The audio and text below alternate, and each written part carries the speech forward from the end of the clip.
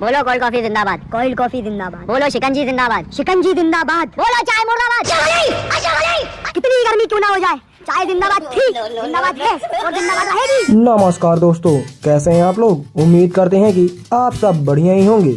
दोस्तों, आज हम आपके लिए लेकर आए हैं एक नई वीडियो, चाय पत्ती कैसे बनती है। दोस्तों, हमारी सुबह और दिन की शुरुआत जिस चाय की चुस्की से होती है, आपको पता है कि क्या वो चाय की पत्ती बनती कैसे है। मोदी जी को प्राइम मिनिस्टर बनाने वाली और MBA ड्रॉप आउट को करोड़पति बनाने वाली और हमारे शरीर की सारी थकान को दूर करने वाली ये कड़क चाय, जिसे आपके कप तक पहुंचने के लिए काफी सारी प्रोसेस से गुजरना पड़ता है। लेकिन दोस्तों, सवाल उठता है कि आखिर ये चाय की पत्ती बनती कैसे है। चाय या कॉफी सारे भारतीयों की फेवरेट होगी, लेकिन ये चाय पत्ती बनती कैसे, ये बहुत कम लोगों को पता है। तो चलिए आज हम आपको बताएंगे कि चाय पत्ती को कैसे तैयार किया जाता है। इसमें सबसे पहला काम होता है प्लांटिंग का, जिसमें से नर्सरी में से लाए गए अच्छे क्वालिटी के पौधों को इस प्लांटिंग मशीन के द्वारा लगा दिया जाता है। जब चाय के पौधे काफी हद तक बड़े होने लगते हैं तो उनमें विभिन्न प्रकार के खरपतवार यानी कचरा भी आने लगता है, जिसे इस मशीन से काट कर खत्म कर दिया जाता है।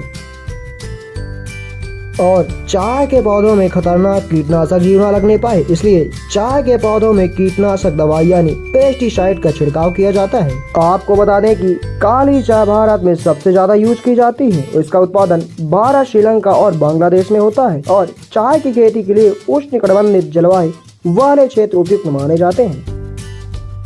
इसीलिए भारत में मुख्यतः असम, पश्चिम बंगाल, तमिलनाडु और केरल जैसे देशों में चाय की खेती की जाती है और भारत की 95% चाय यहीं पर उगाई जाती है, जिसमें असम चाय के उत्पादन में सबसे आगे है। अब प्लांटिंग के 1 साल बाद चाय के पौधे हार्वेस्टिंग के लिए तैयार हो जाते हैं। कई जगहों पर वर्कर्स चाय की पत्ती की हार्वेस्टिंग के लिए इन्हें या तो हाथ से ही तोड़ लेते हैं या फिर स्पेशल टाइप कैंची का भी इस्तेमाल करते हैं।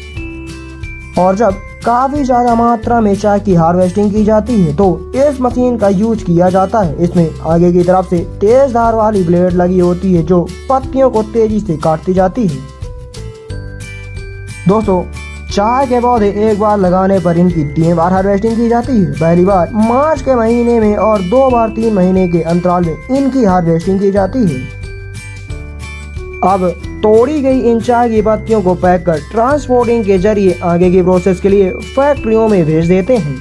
यहाँ पर लाने के बाद इन पत्तियों को इस चेम्बर में डाल देते हैं। फिर इसके नीचे से बॉयलर के द्वारा गर्म हवाओं को छोड़ा जाता है, जिसमें पत्तियों का मॉइस्चर 50% कम हो जाता है। इस प्रोसेस से गुजरने के बाद चाय की खुशबू और भी उभर कर आती है। इसके बाद अगली प्रोसेस के लिए इन पत्तियों को रोलिंग और क्रशर मशीन में भेजा जाता है, जहाँ पर ये कम नमी वाले पत्ते इस क्रश मशीन में रोल हो जाते हैं और आगे जाकर इन्हें निकाल लिया जाता है।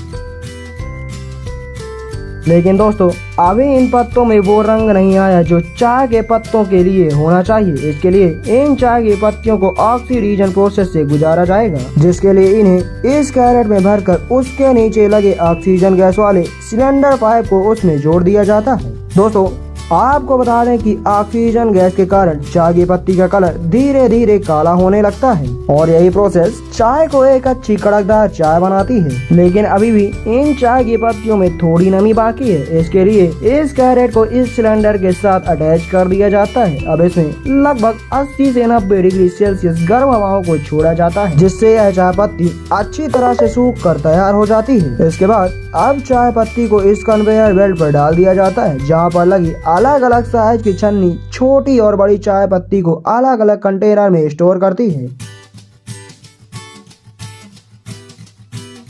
अब इसे अगली प्रोसेस में पैकिंग के लिए भेज दिया जाता है और इसे ये ऑटोमेटिक मशीन पैक कर देती है और कुछ इस तरह से आपकी पसंदीदा चाय बनकर तैयार हो जाती है। दोस्तों, चाय पीने से शरीर की सारी थकावट दूर हो जाती है, लेकिन दोस्तों चाय को काफी मात्रा में पीना नुकसानदायक भी हो सकता है। दोस्तों, अगर हमारी वीडियो पसंद आई हो तो वीडियो को लाइक और चैनल को सब्सक्राइब जरूर कर दीजिएगा और साथ ही बेल आइकन दबाना ना भूलिएगा।